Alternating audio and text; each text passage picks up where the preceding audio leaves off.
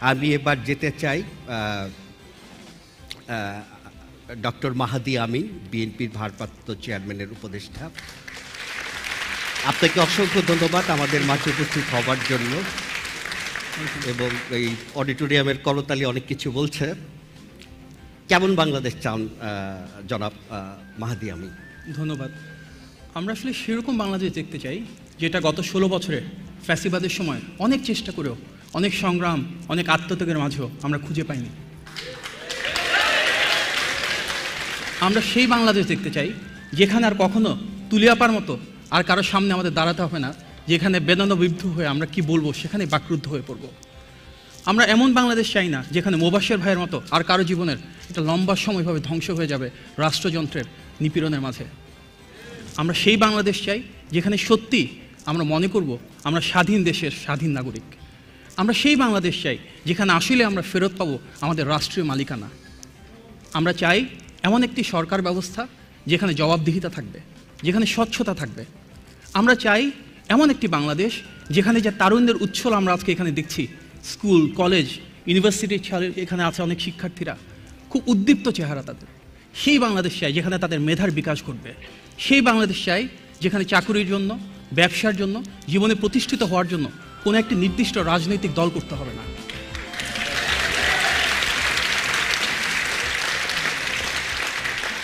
আমরা চাই সেই মেধাভিত্তিক বাংলাদেশ যেখানে তারা তাদের সৃজনশীলতা দিয়ে, মেধা দিয়ে, যোগ্যতা দিয়ে যার যার ভাগ্যের পরিবর্তন ঘটাবে। আমরা সেই বাংলাদেশ চাই যেখানে আমাদের ধর্ম, বর্ণ, বিশ্বাস, আদর্শ, রাজনৈতিক অবস্থান যাই হোক না কেন, বাংলাদেশি জাতীয়তাবাদের যে বোধটাকে আমরা ধারণ করি সেখানে প্রত্যেকের মহান মুক্তিযুদ্ধে যে আদর্শ ছিল, মূলমন্ত্র ছিল, সেই সাম্য, মানবিক মর্যাদা এবং সামাজিক সুবিচার প্রতিষ্ঠিত হবে। রাষ্ট্রযন্ত্রের কাছে যারা রাষ্ট্রের পরিচালনার দায়িত্বে থাকবে তাদের কাছে কে কোন দল করে, কার ব্যাকগ্রাউন্ড কি, কার রাজনৈতিক অবস্থান কি, এটা ম্যাটার করার কথা না। আমরা দেখছি স্টেট অ্যাপারেটাসকে গত 16 বছরে যেভাবে ধ্বংস করা হয়েছে একটি নির্দিষ্ট দলকে পলিটিসাইজ করে সাপোর্ট করবার জন্য, সেই জায়গা থেকে আমাদেরকে বেরিয়ে আসতে হবে। আমার নেতা, আমি তো একটা রাজনৈতিক দলের প্রতিনিধিত্ব করছি, আমাদের সিনিয়র ভাইস চেয়ারম্যান যিনি আগে ছিলেন বর্তমানে অ্যাক্টিং চেয়ারম্যানের দায়িত্ব পালন করছেন, উনি সবসময় বলে ক্ষমতার পরিবর্তন মানে কিন্তু একটা দল থেকে আরেকটা দলের কাছে ক্ষমতা চলে যাওয়া না। ক্ষমতার পরিবর্তন মানে রাজনৈতিক সংস্কৃতির পরিবর্তন। আমি বিশ্বাস করি 5ই আগস্টের পর থেকে যে প্রগতিশীল রাজনীতি বিএনপি করে আসছে, আমরা চেষ্টা করছি আমাদের অবস্থান থেকে যতটা সম্ভব ইতিবাচকভাবে রাজনৈতিক সংস্কৃতি পরিবর্তন করা, একটা প্রোগ্রাম শেষ হওয়ার পরে সেটাকে ক্লিন করা, ব্যানার ফেস্টুন তুলে আনা, পূজার সময় পূজা মণ্ডপ এবং যে উপাসনালয়গুলো আছে সেগুলোতে কাঁধে কাঁধ মিলে সব ধর্মের মানুষের সাথে রুখে দাঁড়ানো, পাহারা দেওয়া, সেই সংস্কৃতি আমরা ভবিষ্যতে দেখতে চাই। সুতরাং আমরা চাই এমন একটা সরকার ব্যবস্থা যেখানে অন্তত 3টা জিনিস নিশ্চিত হবে: মানবাধিকার থাকবে, আইনের অনুশাসন থাকবে, বাক স্বাধীনতা থাকবে। আমরা এমন কোনো বাংলাদেশ চাই না যেখানে বেনার নিউজের মতন আর কারো একটা প্রোগ্রাম করে ঘোষণা দিতে হবে যে আমাদের নিউজ অনেকদিন ব্লক ছিল। আমরা এই সংস্কৃতিতে বের হয়ে যেতে চাই। আমরা এমন বাংলাদেশ চাই না যেখানে আমার ভারপ্রাপ্ত চেয়ারম্যানের মতন কারো কণ্ঠ রোধ করা হবে আইনের মাধ্যমে, আদালতের অপপ্রয়োগের মাধ্যমে। সুতরাং আমরা সেই বাক স্বাধীনতাকে প্রতিষ্ঠিত করব এবং সব কিছু সম্ভব তখনই যখন আমরা জনগণের আকাঙ্ক্ষার প্রতিফলনের মাধ্যমে একটি নির্বাচিত সরকার ব্যবস্থা পাবো, যেই সরকার সাধারণ মানুষের কাছে জবাবদিহিতা থাকবে, যেই সরকারের কাছে সাধারণ মানুষ স্বচ্ছতা পাবে, কারণ সরকারের কাছে সবসময় সেটা মাথায় থাকবে পরবর্তীতে নির্বাচন আসছে, সেই নির্বাচনে জনগণের ভোটেই, জনগণের ক্ষমতায়নের মাধ্যমেই পুনর্নির্বাচিত হয়ে তারা রাষ্ট্র পরিচালনার সুযোগ পাবে। সুতরাং সেই নির্বাচনের মাধ্যমে আমরা গণ আকাঙ্ক্ষার প্রতিফলনের মাধ্যমে একটি গণতান্ত্রিক বাংলাদেশ চাই। ধন্যবাদ।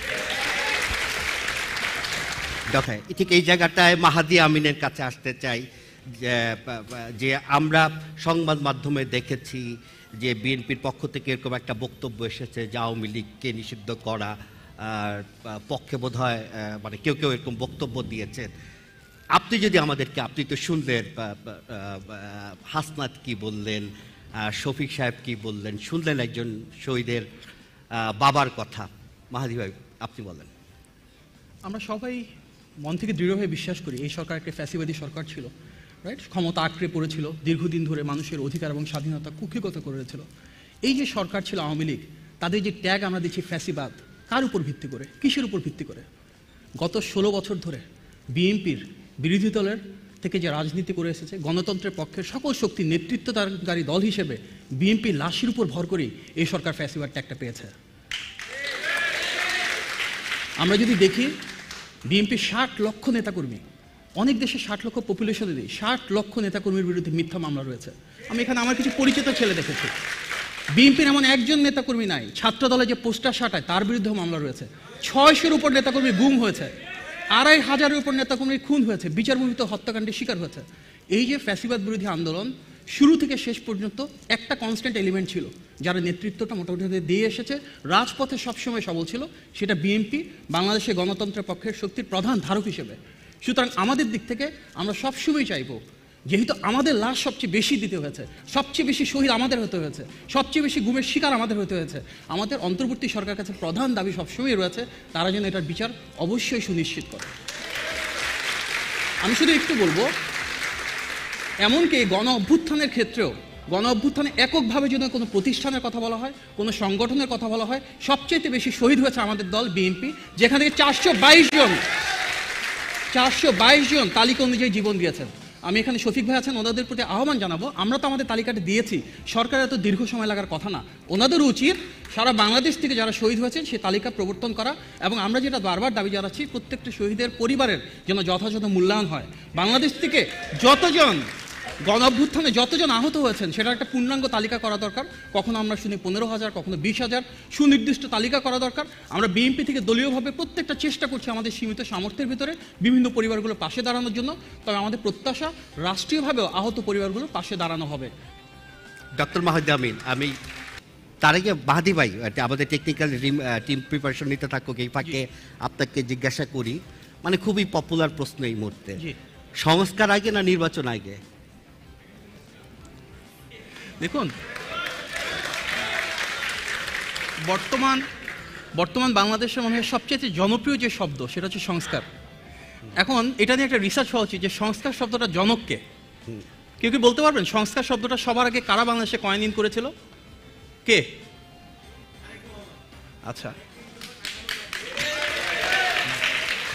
বাস্তবতা হচ্ছে এটাই যে, আচ্ছা আমি তার আগে আরেকটা কোয়েশ্চেন করতে পারি এখানে, আপনারা আন্দোলনে সম্পৃক্ত ছিলেন কারা? হাত তুলবেন। মোটামুটি আমরা তো সবাই কম বেশি প্রত্যক্ষ বা পরোক্ষভাবে সম্পৃক্ত ছিলাম। যখনই আন্দোলনটা হয়েছিল তখন আমাদের সবার মূলত বিভিন্ন দাবি এসেছিল, দাবি ইভলিউশন হয়েছিল, 9 দফা ছিল, তারপর পরিবর্তন হয়ে শেষ পর্যন্ত 1 দফা হয়েছিল। আমি বিশ্বাস করি আমরা যারা এই আন্দোলনের সাথে সম্পৃক্ত ছিলাম, সকল শ্রেণী পেশার মানুষ, ছাত্র, সকল গণতন্ত্র পক্ষের প্রতিটি রাজনৈতিক দলের মানুষ ছিল, সবার মাথায় একটা বিষয় ছিল, সেটা কি? শেখ হাসিনার পতন। সেখানে কিন্তু সংস্কার ছিল না। হাত তুলতে বলেন, কয়টা লোক হাত তুলবে যে সংস্কার, বাইক্যামেরাল লেজিসলেশন, বা এখানে রিক্সা শ্রমিক ছিল, পোশাক শ্রমিক ছিল, সেখানে সবার মাথায় কিন্তু এটা ছিল না যে আমরা আইন বিভাগ, বিচার বিভাগ, এই ভারী ভারী জিনিসগুলো তাদের ভিতরে সমন্বয় করব। কিন্তু সবার মাঝে একটা জিনিস ছিল যে আমরা একটা পরিবর্তিত বাংলাদেশ দেখতে চাই। কিন্তু সংস্কার জিনিসটা সবার আগে বাংলাদেশে কিন্তু এনেছিল বিএনপি। 2016 সালে যখন আমরা ভিশন 2030 অ্যানাউন্স করলাম, তখন কিন্তু সেখানে সংস্কার শব্দটা ছিল। এই যে রাষ্ট্র কাঠামোর মেরামত, সেগুলো তখন সেখান থেকে ছিল। পরবর্তীতে সেটাই ইভলিউশন হয়ে দেখা গেল 2022 সালে আমরা 27 দফা প্রোভাইড করলাম। সে 27 দফার পরবর্তীতে আরও 4টা দফা এক হয়ে যুগপৎ আন্দোলনে যারা শরিক দল সবাই মিলে আমরা 31 দফা গঠন করলাম। সে 31 দফা কবে করা হলো? গত বছরের জুলাইয়ে। আজকে আমরা যেই রাজনৈতিক টার্মসগুলো ইউজ করছি, সংস্কার, রাষ্ট্র মেরামত, তার প্রত্যেকটাই কিন্তু সে 31 দফাতে ছিল। তার মানে আমি জাস্ট এই পয়েন্টটাই বলতে চাচ্ছি যে সংস্কার বলতে এখন যৌক্তিক যতগুলো প্রস্তাবনা আসছে, একটা প্রস্তাবনা আপনারা দেখাতে পারবেন না যেটা বিএনপির 31 দফাতে নেই। ওনারা যা কিছু এখন করছেন, আচ্ছা আমি এবার দর্শকদের কাছে না, আমি একটু শেষ করি। প্রত্যেকটি সংস্কার প্রস্তাবনা আমাদের 31 দফাতে আছে। সুতরাং যেহেতু অন্তর্বর্তীকালীন সরকারও সেটা চাচ্ছে এবং আমাদের 31 দফার আলোকে করা হচ্ছে, এখানে আসলে দ্বিমত বলতে কোনো কিছু নাই। ওনারা যে সংস্কার কাজটুকু করবেন আমরা সেটাকে সম্পূর্ণভাবে সাপোর্ট দিচ্ছি। আমাদের যা যা ওনাদের পাশে থেকে করা প্রয়োজন আমরা সেটা করব। তবে সংস্কারের ক্ষেত্রে আসলে দুটো ভাগ থাকা উচিত।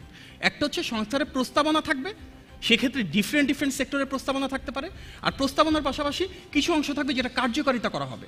অর্থাৎ অন্তর্বর্তী সরকার একাধারে অনেকগুলো প্রস্তাব রাখতে পারেন এবং তার মাঝে যেগুলো প্রয়োজনীয় সেগুলো তারা কার্যকর করবেন কতটুকু? এখানে আমাদের বক্তব্য হচ্ছে অন্তর্বর্তী সরকারের প্রধান দায়িত্ব নির্বাচন আয়োজন করা, একটি অবাধ, সুষ্ঠু এবং গ্রহণযোগ্য নির্বাচন। সেই নির্বাচনের সাথে সংশ্লিষ্ট 4টা সংস্কার আছে যেটা আমাদের 31 দফাতেও প্রস্তাবনা আছে। নির্বাচন কমিশন, আইন শৃঙ্খলা বাহিনী, জনপ্রশাসন এবং বিচার বিভাগ। এই 4টা সংস্কারে যতটুকু নির্বাচন আয়োজনের সাথে প্রয়োজনীয় ওনারা ততটুকু করবেন, বাকিটুকু ওনারা রেখে দিবেন এবং পরবর্তীতে যে নির্বাচিত সরকার আসবে, যার জনগণের ম্যান্ডেট থাকবে, জনগণের ক্ষমতার প্রতিফলনে ম্যান্ডেট নিয়ে এসে তারা প্রতিপালন করবেন, সেটা এটা আমাদের প্রস্তাবনা।